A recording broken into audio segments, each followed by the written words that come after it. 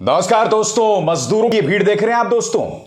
इन मजदूरों को वादा किया गया था कि प्रधानमंत्री नरेंद्र मोदी की एक रैली में ताली बजाने के लिए सिर्फ 500 रुपए मिलेंगे, मगर उन्हें भारतीय जनता पार्टी के नेता ने ठग लिया है। 500 की जगह उन्हें सिर्फ 100 रुपए दिए गए हैं और अब ये मजदूर पहुंच गए हैं शिकायत करने के लिए। वाह बीजेपी वाह।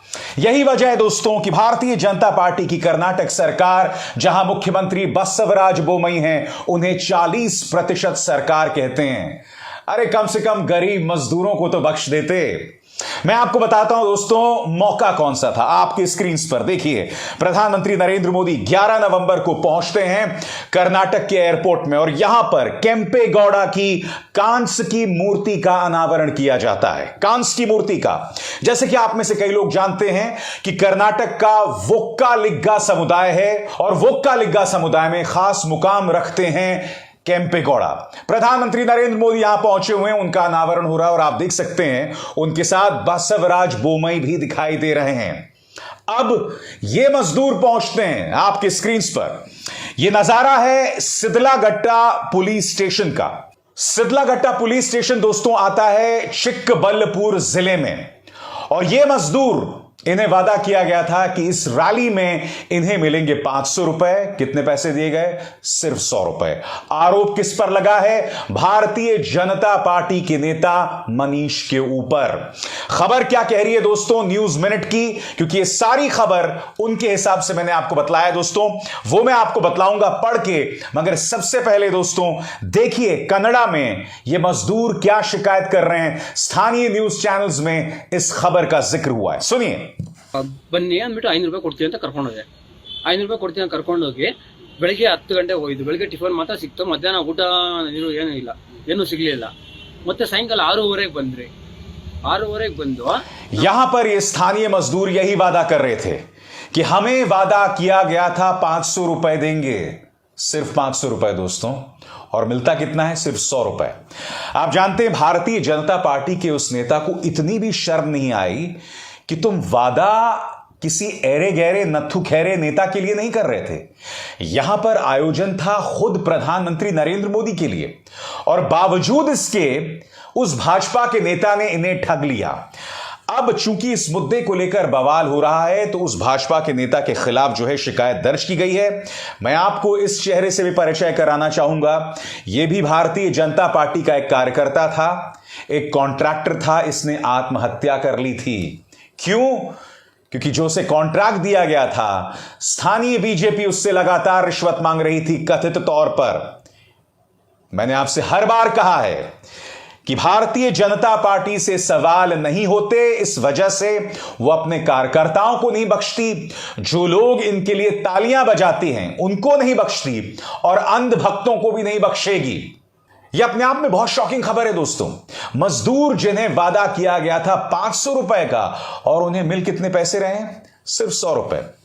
राहुल गांधी जब अपनी भारत जोड़ो यात्रा निकाल रहे थे दोस्तों, तब मैं आपको याद दिलाना चाहूंगा, तब उन्होंने बोम्मई सरकार पर हमला बोला था और इसे 40% कट की सरकार बताया था। सुनिए राहुल गांधी ने तब क्या कहा था। कोऑपरेटिव बैंक्स में स्कैम, असिस्टेंट प्रोफेसर की नौकरियों के लिए स्कैम, इसीलिए कर्नाटक की सरकार को 40% की सरकार नाम दिया गया है।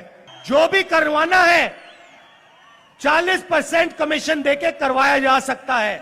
तो सुना आपने दोस्तों। अब मैं आपको बतलाना चाहता हूं कि न्यूज मिनट की जो रिपोर्ट है वो दरअसल कहती क्या है। अंग्रेजी में है, मैं उसका साथ साथ अनुवाद करते रहूंगा। Karnataka police have registered a case against BJP leader for allegedly not paying the due amount to labourers hired for the unveiling of the massive Kempegowda statue at the Bengaluru airport. Bengaluru airport में यह समारोह होता है जिसकी तस्वीर मैं आपको दिखा चुका हूं, और वादा किया जाता है मजदूरों से 500 रुपए मिलेंगे। मिलते कितने हैं? सिर्फ 100 रुपए। अपने आप बहुत शर्मनाक बात है।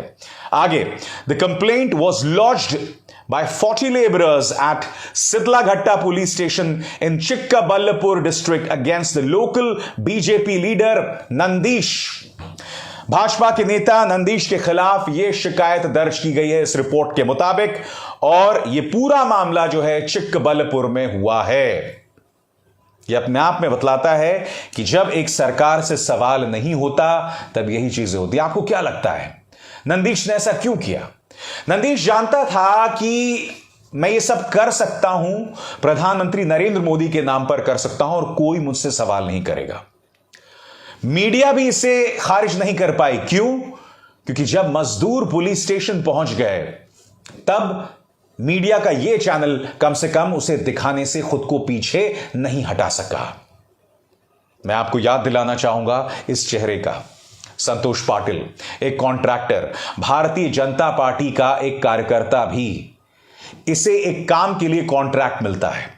कुछ दिनों बाद वो कर्नाटक के उडुपी होटल में आत्महत्या कर देता है और अपने सुसाइड नोट पर कर्नाटक के इस मंत्री के ईश्वरप्पा पर दोष मढ़ता है। कहता है कि मेरे लिए काम करना बहुत मुश्किल हो गया था। उसने बाकायदा प्रधानमंत्री नरेंद्र मोदी को खत लिखा था और कहा था कि बीजेपी कर्नाटक में जबरदस्त भ्रष्टाचार है। और जानते हैं दोस्तों, जले पर नमक किस तरह से छिड़का गया? कर्नाटक सरकार के अंतर्गत जो CID आती है उसने इस मामले की जांच की और के ईश्वरप्पा को क्लीन चिट दे दी। संतोष पाटिल को किसने मारा बताइए? किसने मारा संतोष पाटिल को?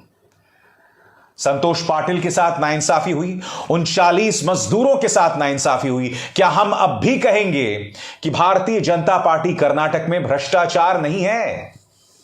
और अब आप समझते हैं कि कर्नाटक के अंदर बेवजह इस विवाद यानी हिजाब विवाद को क्यों जन्म दिया गया? एक अरसे से कर्नाटक के स्कूल्स में मुस्लिम लड़कियां हिजाब पहनती थीं। फिर अचानक एक भीड़ को प्रायोजित किया जाता है, उन्हें पगड़ियां दी जाती हैं और वो लोग मुस्लिम लड़कियों को परेशान करना शुरू करते हैं। और उसके बाद क्या होता है? कर्नाटक के कई जिलों में टकराव शुरू हो जाता है। उस टकराव में 1 से 2 लोग मारे भी जाते हैं, धारा 144 लगा दी जाती है, बवाल पैदा किया जाता है। यह सब क्यों किया जा रहा था बताइए? यह सब इसलिए किया जा रहा था क्योंकि बीजेपी सरकार कर्नाटक के अंदर एंटी इनकम्बेंसी का सामना कर रही थी। सत्ता विरोधी लहर उनके खिलाफ थी और वो जानते थे कि सत्ता विरोधी लहर पर काबू पाने का एक ही तरीका है, समाज के अंदर हिंदुओं और मुसलमानों में तनाव पैदा किया जाए। क्योंकि वो पर्दा डालना चाहते थे उस भ्रष्टाचार पर जिसका शिकार संतोष पाटिल हुआ। वो पर्दा डालना चाहते थे उस भ्रष्टाचार पर जिसका शिकायत ये 40 मजदूर हो रहे थे। 500 रुपए नहीं दे सकते तुम, 100 रुपए देकर टरका दिया, और वो भी प्रधानमंत्री नरेंद्र मोदी के एक आयोजन में, और वो भी केम्पे गौड़ा जैसी शख्सियत की मूर्ति के अनावरण में। तुम केम्पे गौड़ा का अपमान कर रहे हो, वोक्कालिगा समुदाय का अपमान कर रहे हो, क्योंकि उनके नाम पर तुमने इन मजदूरों को वादा किया था और वो वादा पूरा नहीं किया। और ये बार बार हो रहा है क्योंकि बीजेपी जानती है मीडिया हमसे सवाल नहीं करेगा।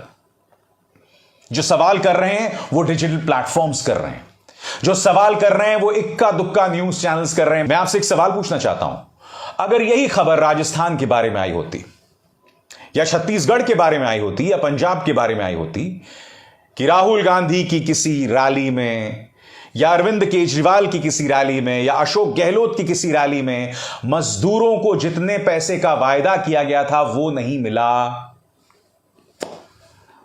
आप कल्पना कर सकते हैं कि रिपब्लिक में, जी में, आज तक में, इन तमाम न्यूज चैनल्स में कितना बवाल हो रहा होता। मगर इस खबर को दबाया जा रहा है। मगर इस मंच पर मैं आपको सच दिखलाता हूं। जो सत्ता में बैठे लोग हैं उनसे सवाल करता हूं, क्योंकि यही पत्रकारिता का धर्म है। आज कर रहा हूं और आगे भी करता रहूंगा। अभिसार शर्मा को दीजिए इजाजत। नमस्कार।